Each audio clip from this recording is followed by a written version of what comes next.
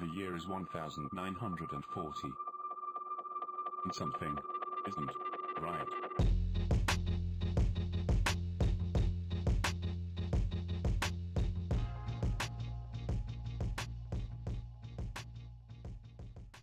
Welcome to part 4 of our discourse analysis series.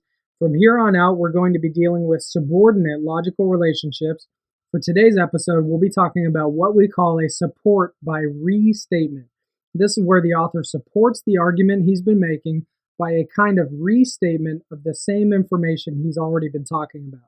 Next time, we'll talk about support by distinct statement, where he adds a new or distinct piece of information to support his argument.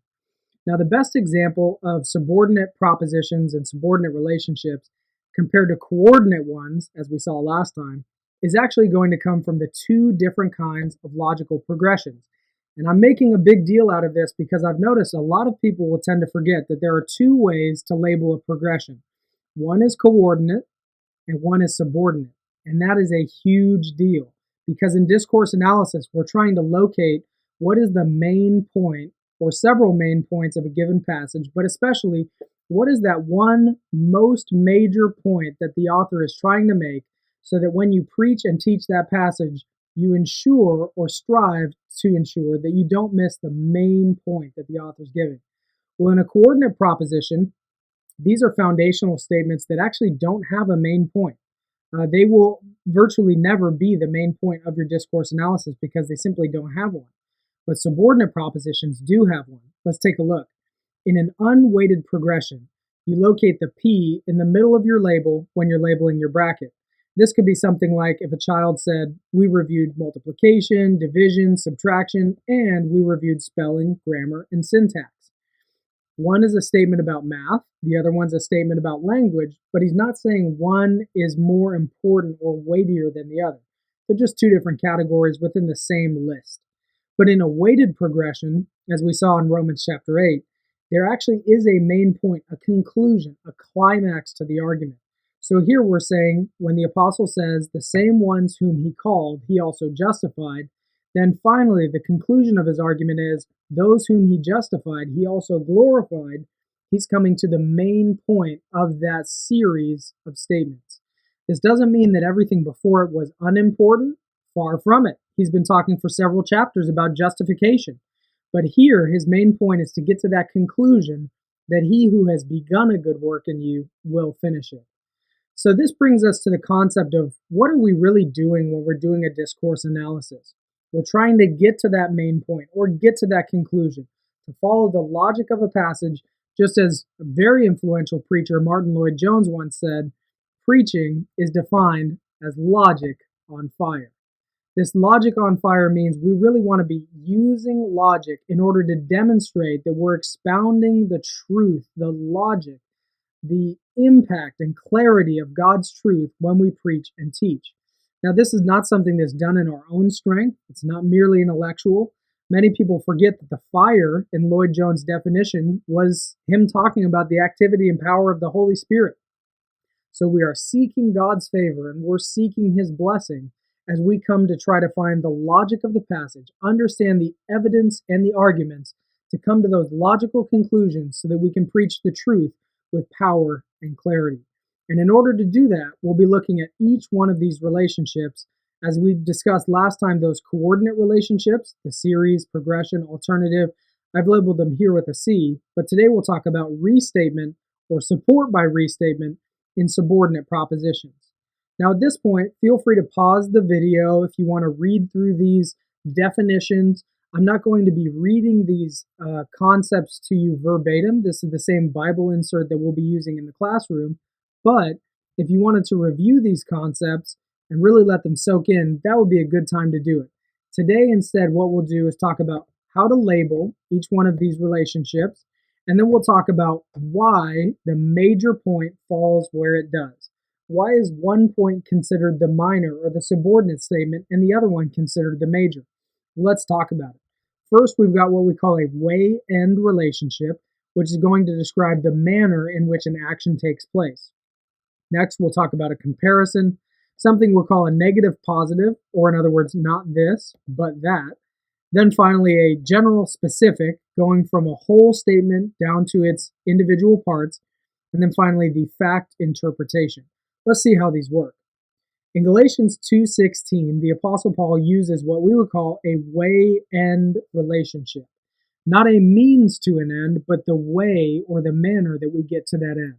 And what he's saying is, when we speak of the goal or the end of being justified, we don't get to that goal by way of the works of the law. The way we are justified is not by the works of the law. So this is the manner that he is describing not being able to reach justification. We'll talk about the flip side in a moment. In Ephesians chapter 2, the Apostle Paul is using what we call a negative-positive relationship. In a negative-positive, he has just said, by grace you are saved through faith, and that is not of yourselves, there's the negative, but it is, there's the positive, the gift of God. He's saying, not this, but that. And that's the reason why we call this a negative positive. Ordinarily, the main point will fall on the positive statement. That's where we place the star when we label our relationships, and it's very, very important not to mix those up. Because as we start to relate logical relationships to one another and build greater connections between the discourse and follow the logic further, we will always follow how one major point connects to the next major point until we finally get to our one overall main point of the entire discourse. So briefly, let's see how this would work in, again, Galatians 2:16. Let me push Control-1 for a subordinate bracket. I'll bring my way and then my end. That's where my emphasis goes onto the field. This is just the same passage we looked at before, but we're going to tease out the next step so you really understand the process we're beginning. He says, the way that we're not justified is by works of the law. And then he says, but we are justified through faith in Jesus Christ. So this way end is all under the umbrella of this bracket.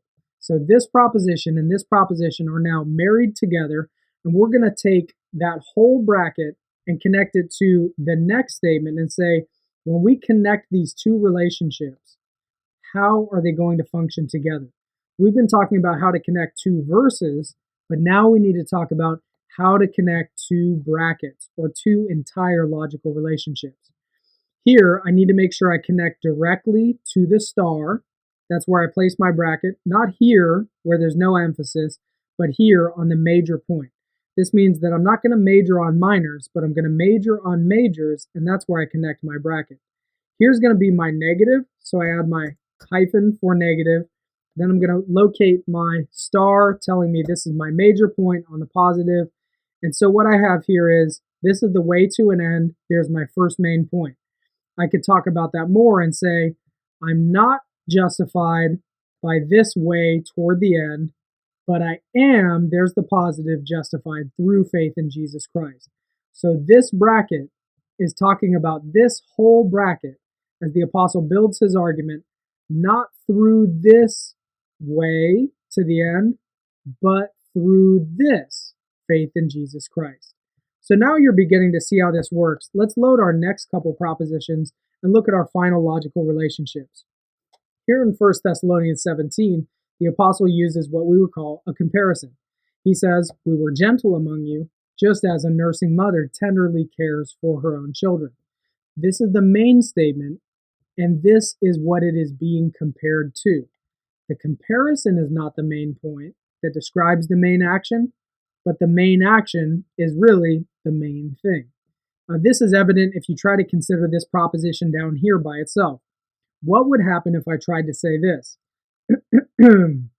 As a nursing mother tenderly cares for her own children, period. It's a sentence fragment. It needs something to hold it up. So this is not the main action. It's what the main action is being compared to. His main statement is, we were gentle among you. That's what he's saying. How gentle? Well, can we learn more about how gentle? Yes, he tells us more. As gentle as a nursing mother.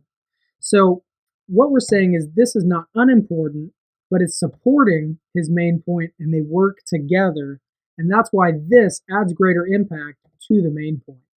Let's look now at what we call a general specific. In Philippians 3:9, the apostle describes not having his own righteousness. That's a general statement. He doesn't have his own righteousness. And then, after the general, in specific, he tells us more, doesn't have his own righteousness, which is coming from the law. Well, this is an important qualifier because in a little while, he's going to be telling us about the righteousness that does come by being found in Christ, the righteousness that does come from the gospel. But here, he's narrowing his statement. He makes the broad statement, I don't have my own righteousness, in particular or in specific, I don't have the righteousness that comes from the law, because he's arguing you can't be righteous by the law. That's why he narrows down with this specific, and this becomes our main point. Finally, let's look at what we call a fact interpretation. The fact interpretation takes an idea that's been presented and it unravels a deeper meaning and gives you something more to see and understand about that proposition. In Ephesians 5, the apostle's been talking about marriage, and he says, now, after talking about Adam and Eve and the marriage between them, he says, this is a profound mystery. I know this is a big mystery, he's saying, but I am talking about Christ and the church. Not just about Adam and Eve, but he says, this is the mystery. I've been talking about Christ and the church. This is the deeper interpretation of the fact of marriage that's been presented. So our main point goes on the interpretation and not the fact. Now, as we begin to close, I just want to raise to your attention, notice the connector here, de, translated by the English conjunction but. When you see this, you might not immediately be thinking fact interpretation.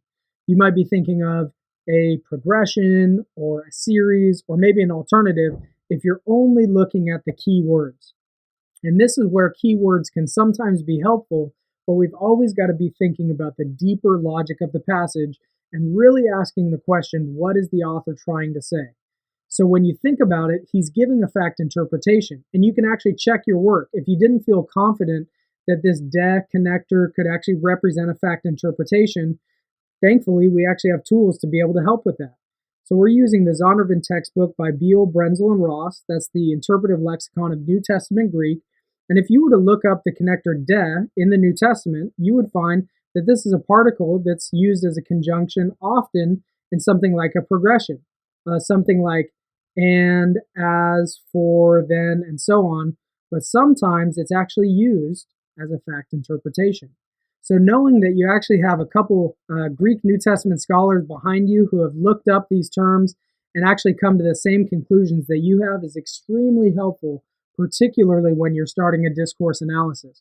Or, to phrase it another way, if you start finding conclusions that haven't been ratified by 3 New Testament scholars that have combed through these Greek logical terms throughout the entire New Testament, then be very careful and make sure that you have a very good argument as to why you've come to that conclusion.